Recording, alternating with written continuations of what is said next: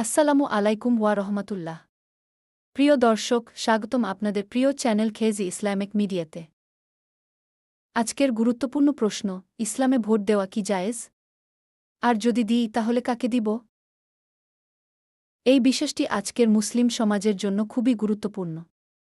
তাই চলুন কুরআন ও সহিহ হাদিসের আলোকে বিষয়টি জানি। ভোট দেওয়া কি ইসলামে জায়েজ?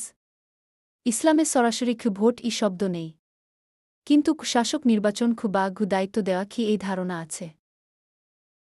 আল্লাহ বলেন, তোমরা আমানতদার হকদারদের কাছে পৌঁছে দাও। এখানে বোঝা যায়, যোগ্য ব্যক্তিকে দায়িত্ব দেওয়া ইসলাম সমর্থন করে।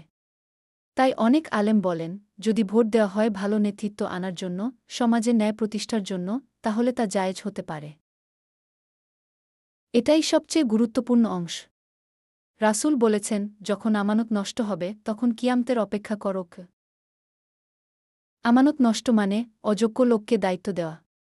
তাই ভোট দেওয়ার সময় দেখবেন, সে ব্যক্তি কি সৎ? সে কি ন্যায়ের পক্ষে? সে কি মুসলিমদের ক্ষতি করবে না? সে কি দুর্নীতিমুক্ত? শুধু নিজের লাভ, টাকা বা দল দেখে ভোট দেওয়া হারাম হতে পারে। ভুলভাবে ভোট দিলে কি গুনাহ হবে?